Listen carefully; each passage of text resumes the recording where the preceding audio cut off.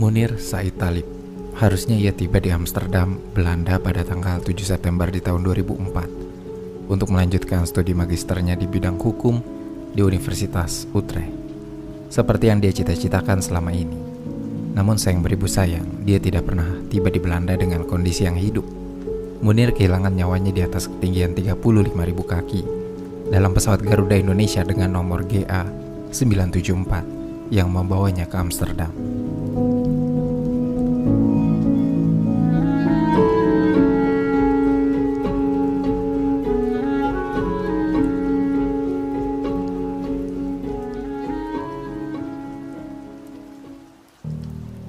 Di tanggal 2 September di tahun 2004, ini adalah 5 hari menjelang keberangkatan Munir.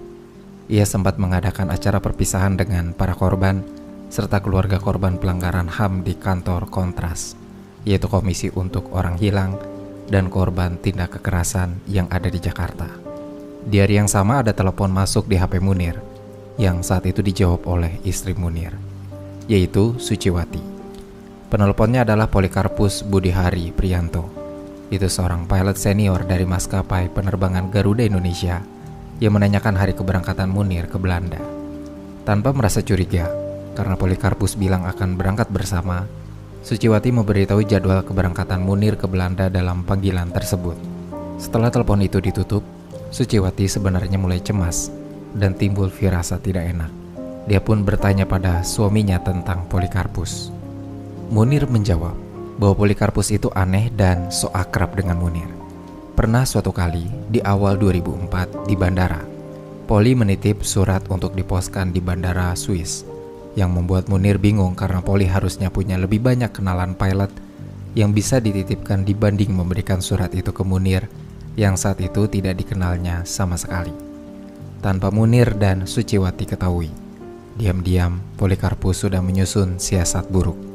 Dia memasukkan surat penugasan dari atasannya yang seharusnya menugaskan Polikarpus dalam penerbangan Jakarta-Peking sebagai pilot utama pada tanggal 5 hingga 9 September dengan pesawat Garuda bernomor GA330 diganti menjadi surat tugas yang menunjuk Polikarpus sebagai petugas aviation security atau petugas yang bertanggung jawab atas keamanan, keselamatan, dan ketertiban penumpang selama penerbangan untuk penerbangan Jakarta-Singapura pada tanggal 6 September dalam penerbangan yang sama dengan Munir, yaitu penerbangan menggunakan pesawat Garuda dengan nomor penerbangan GA974 tujuan Belanda. Rencananya, Munir akan berangkat dari Jakarta dalam penerbangan malam di jam 22.02 waktu Indonesia bagian Barat atau sekitar 15.02 GMT. Lalu transit di Singapura di waktu 16.40 GMT dan selama 1 jam 13 menit dan melanjutkan lagi perjalanan ke Amsterdam di 17.53 GMT. Dijadwalkan pesawat akan tiba di Belanda pada waktu 6.12 GMT. 3 hari menjelang keberangkatan, Munir masih juga sempat melakukan perpisahan dengan teman-teman sejawatnya di kantor Imparsial Jakarta. Ini mungkin menjadi kenang-kenangan di hari-hari terakhir Munir. Lalu di hari keberangkatannya, Munir masih terlihat segar bugar dan benar-benar sehat. Dia masih mengobrol bersama istri dan rekan-rekannya yang ikut mengantar ke bandara. Obrolan hangat itu yaitu seputar Jenderal AM Hendro Priyono dan RUU Pertahanan, ditemani dengan pesanan coklat hangat, selusin donat, lalu kemudian mereka berfoto bersama. Menjelang pukul 9 malam atau 14 GMT, Suciwati dan rekan-rekan Munir melepas Munir yang harus masuk ke pesawat. Mereka mungkin tidak akan menyangka bahwa itu akan menjadi pertemuan terakhir mereka dengan Munir dalam kondisi hidup. Di ruang tunggu boarding pass, sebelum masuk ke pesawat, diketahui Munir ditemui oleh Polikarpus yang menawarkan tiketnya untuk dipakai Munir dan mereka pun bertukar kursi. Munir harusnya duduk di kursi 40G kelas ekonomi, sesuai dengan tiket yang dipesannya. Namun karena bertukar tiket dengan Poli, dia kemudian pindah ke kursi 3K di kelas bisnis. Poli sendiri tidak pernah mengisi kursi Munir. Dia pindah ke 11 atau 12B di kelas premium, yang jaraknya tidak begitu jauh dari kelas bisnis. Poli akan menempuh perjalanan hanya sampai ke Singapura hingga pesawat itu transit. Ketika pesawat akhirnya lepas landas, 15 menit kemudian hot refreshment atau makanan untuk penumpang diedarkan. Munir sempat ditanya oleh awak kabin ingin minum apa. Dia ditawarkan 4 pilihan, yaitu jus jeruk, jus apel, teh, dan kopi. Pilihan yang diminta Munir adalah jus jeruk. Jadi saat itu yang dikonsumsi Munir dalam pesawat adalah mie goreng beef dan jus jeruk. Dia tidak menyentuh roast bread yang diberikan padanya. Tidak ada yang aneh sejauh itu. Munir pun tidak bereaksi apapun setelah memakan mie goreng dan meminum jus jeruknya hingga habis. Hingga tiba saatnya pesawat melakukan transit di Changi Airport. Diketahui bahwa Polikarpus mengajaknya kongko di Coffee Bean, di mana mereka juga bertemu dengan rekan lain bernama Onjen. Selama menunggu jam transit, Poli memberikan Munir segelas kopi yang tanpa curiga diambil dan diminum oleh Munir. Begitu jam transit selesai, Munir dan Onjen kembali ke pesawat. Poli tidak ikut lagi dalam penerbangan menuju Amsterdam. Ketika berada di ruang tunggu boarding pass, Munir sempat mengirim SMS ke Suciwati yang isinya adalah mengabarkan bahwa dia merasa perutnya tidak enak dan mungkin mulai sakit, yang nampaknya menjadi tanda gejala keracunan paling awal yang dirasakan oleh Munir. Namun meski sadar bahwa perutnya bermasalah, Munir tetap meneruskan penerbangan menuju Belanda masih dengan pesawat yang sama, tapi dia kembali ke kursi semula yaitu di kelas ekonomi. Lalu di jam 17:53 GMT, pesawat bersiap untuk lepas landas. Munir sempat meminta obat sakit mah kepada awak kabin karena sakit perutnya dirasa semakin menjadi-jadi, dan dia pikir itu karena masalah lambung. Sayangnya obat itu tidak meredakan apapun, sebab mulai dari 18:30 GMT, Munir sudah terlihat mulai bolak-balik ke toilet. Berikutnya di jam 20:30 GMT setelah Munir muntaber sebanyak 6 kali dan kondisinya melemah, dia meminta awak kabin untuk membangunkan Dr. Tarmizi yang dikenalnya di kelas bisnis. Setelah melihat kondisi Munir yang tampaknya memang mengkhawatirkan, atas izin supervisor awak kabin bernama Nazib yang sudah melapor ke pilot tentang kondisi Munir, akhirnya Munir dipindahkan ke kursi 4B di kelas bisnis bersebelahan dengan Dr. Tarmizi supaya bisa memudahkan perawatannya. Kondisi Munir benar-benar mencemaskan. Denyut nadinya melemah dan dia juga kesulitan untuk bicara karena dia bahkan tidak mampu menjawab pertanyaan dari dokter. Munir hanya memegangi perutnya. Dokter Tarmizi yang melihat kondisinya di awal hanya memberi suntikan anti mual dan muntah jenis Primperam sebanyak 5 mm di lengan kiri agar Munir bisa beristirahat. Lalu di jam 1:30 GMT, Munir terjaga kembali dan pergi ke toilet. Setelah 10 menit ia tidak keluar, Nazib Nasution selaku supervisor awak kabin membuka pintu toilet untuk mengecek keadaan Munir yang saat ditemukan dalam kondisi bersandar lemas dan tidak mampu bergerak. Pemeriksaan kembali dilakukan oleh Dr. Tarmizi, di mana Munir terlihat kesakitan ketika perutnya diketuk. Dr. Tarmizi akhirnya menyuntikkan diazepam di lengan kanan Munir supaya Munir bisa beristirahat kembali. Lalu di jam 3:30 GMT, Munir mengacungkan jempol ketika awak kabin yang menjaganya meminta izin meninggalkannya sebentar untuk sholat dan menyiapkan sarapan. Ini adalah kali terakhir Munir terlihat bernyawa. Di waktu 5:10 GMT, Munir baru diketahui meninggal dunia. Saat itu Munir ditemukan dengan kondisi mulutnya yang keluar air liur dan telapak tangannya sudah membiru. Kejadian ini sebenarnya membuat bingung karena kalau Munir cuma sakit muntaber, seharusnya Munir bisa bertahan sampai 3 hari. Tapi ini, Munir meninggal dalam waktu yang sangat singkat. Di sisi lain, seseorang disinyalir telah memberi laporan kematian Munir yang disebutnya sebagai operasi ikan besar kepada seseorang bernama Mukhdi. Saat kematiannya diketahui, pesawat sedang berada di wilayah udara Rumania. Dan dalam aturan penerbangan internasional, bila seseorang tewas di atas udara internasional, maka negara tujuan pesawat itu memiliki hak otopsi, sehingga otopsi jenazah Munir akan dilakukan di Belanda. Ketika pesawat mendarat di Amsterdam, seluruh penumpang dilarang turun dari pesawat selama 20 menit karena ada prosedur tambahan sesuai aturan jika ada kejadian penumpang yang meninggal di pesawat. Jenazah Munir diturunkan dan diurus oleh otoritas bandara untuk kemudian dilakukan proses otopsi.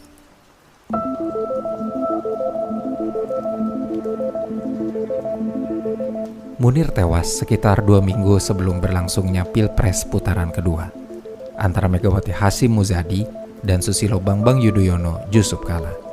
Dia diotopsi oleh otoritas Belanda yang menemukan bahwa ada 3,1 mg racun arsenik di dalam tubuh Munir. Itu merupakan dosis besar yang langsung merusak jaringan tubuh begitu masuk ke dalamnya. Awalnya, ada 2 kecurigaan soal di mana racun itu dimasukkan, yaitu ada di jus jeruk yang diminum di pesawat atau di kopi yang diberikan Polly. Namun diketahui bahwa racun itu diminum 8 atau 9 jam sebelumnya, atau saat transit di Changi Airport, yang jelas kemudian menyeret Polikarpus menjadi tersangka. Jenazah Munir dipulangkan ke Indonesia dan dimakamkan di Malang pada tanggal 12 September 2004. Hasil otopsi baru dikeluarkan setelah Pilpres di Indonesia selesai. Berita tentang kematian Munir yang menjadi tumbal pemilihan presiden dan tumbal kepentingan politik pun beredar. Diduga, kematiannya untuk menjatuhkan popularitas SBY yang terpilih menjadi presiden. Menyikapi insiden ini, SBY membentuk konsep tim investigasi untuk kematian Munir pada tanggal 25 November 2004 dan berkomitmen untuk mengungkap kasusnya yang penuh dengan konspirasi.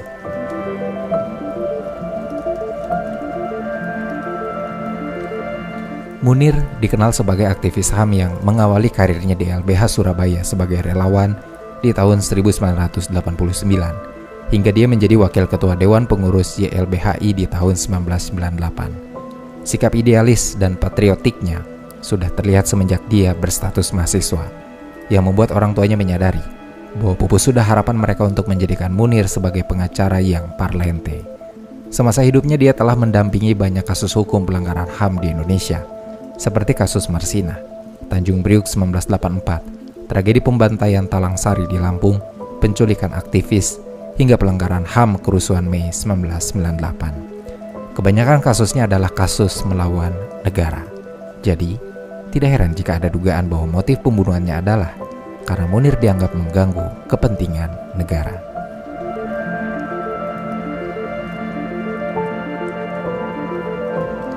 SBY membentuk tim pencari fakta atau TPF untuk kematian Munir pada tanggal 28 Desember 2004. Tim tersebut telah mengumpulkan dan mengungkap sejumlah fakta bahwa pembunuhan Munir adalah pembunuhan berencana yang jahat dan rumit yang melibatkan institusi negara, yaitu Badan Intelijen Negara atau BIN dan PT Garuda Indonesia sebagai perusahaan BUMN. Dalam pusaran kasus, persidangannya berjalan sangat panjang dan menyeret sejumlah nama penting. Di tanggal 18 Maret 2005, Polikarpus ditetapkan sebagai tersangka bersama 2 kru Garuda yang bertugas dalam penerbangan, yaitu kru Pantri Odi Irianto dan pramugari Yeti Susmiarti. Namun dari fakta-fakta yang terungkap kemudian, hanya Polikarpus yang terbukti bersalah dan didakwa melakukan pembunuhan berencana pada Desember di tahun 2005. Dia diancam tuntutan penjara seumur hidup oleh Jaksa Penuntut Umum atau JPU. Namun di tanggal 3 Oktober 2006, Mahkamah Agung mengeluarkan putusan kasasi yang menyatakan Polikarpus tidak terbukti melakukan tindak pidana pembunuhan berencana terhadap Munir, dan dia hanya terbukti bersalah, yaitu menggunakan surat dokumen palsu untuk perjalanan dan hanya divonis 20 tahun penjara untuk itu. Dalam sidang-sidang berikutnya, sejumlah nama terseret dalam pusaran kasus. Dimulai dari Rohainin Aini sebagai sekretaris pilot Airbus di PT Garuda Indonesia, yang melakukan pembuatan surat palsu untuk melakukan perubahan operasional penerbangan supaya Polikarpus berada dalam penerbangan yang sama dengan Munir. Disusul oleh keterlibatan Indra Setiawan yang saat itu menjabat sebagai Direktur Utama PT Garuda Indonesia, yang terbukti terlibat karena memberikan izin tugas kepada Polikarpus sebagai pengawas penerbangan dalam pesawat yang sama dengan Munir. Fakta yang ada juga kemudian menyeret nama Kepala Deputi 5 Badan Intelijen Nasional, yaitu Muhdi Purwo Pranjono, yang terbukti menjalin komunikasi intensif sebanyak 37 kali dengan Polikarpus saat proses pembunuhan dan terbukti memberi uang sebesar 10 juta rupiah kepada Polikarpus. Sayangnya pada pengadilan final, Poli hanya dihukum 14 tahun penjara. Itu pun karena pemalsuan dokumen, bukan karena menjadi eksekutor pembunuhan Munir. Rohainil Aini dan Indra Setiawan hanya dihukum 1 tahun. Sedangkan Muhdi, yang awalnya dituntut 15 tahun penjara, dinyatakan tidak terbukti bersalah dan divonis bebas meski tuduhan sebagai otak pelaku mengarah kepadanya. Lalu di tanggal 28 Januari 2010, Mahkamah Agung hanya menghukum Garuda Indonesia dengan mewajibkan memberi ganti rugi lebih dari 3 miliar rupiah kepada istri Munir, yaitu Suciwati. Sistem peradilan di Indonesia dianggap gagal memberi putusan yang adil, sebab vonis hanya menyasar para eksekutor tanpa menyentuh otak pelaku pembunuhan.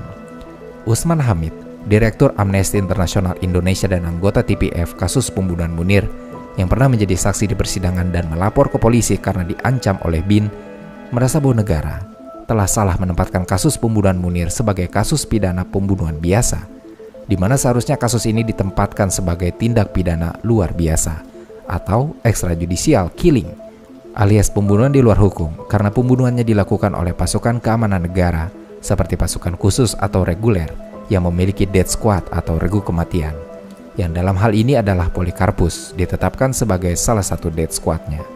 TPF menemukan bahwa institusi negara berperan besar dan terlibat dalam pembunuhan Munir yang dilakukan tanpa peradilan sebelumnya dan tanpa kejelasan mengapa Munir harus dibunuh. Laporan TPF yang selesai kemudian diserahkan kepada SBY, di mana pihak istana berjanji akan membuka isinya kepada publik. Namun janji itu tidak pernah terwujud. Di tahun 2016 ketika Kontras, itu Komisi untuk Orang Hilang dan Tindak Kekerasan, mendesak pihak istana supaya laporan TPF pembunuhan Munir dibuka, laporan tersebut dinyatakan hilang di lingkungan istana saat periode kepemimpinan Joko Widodo.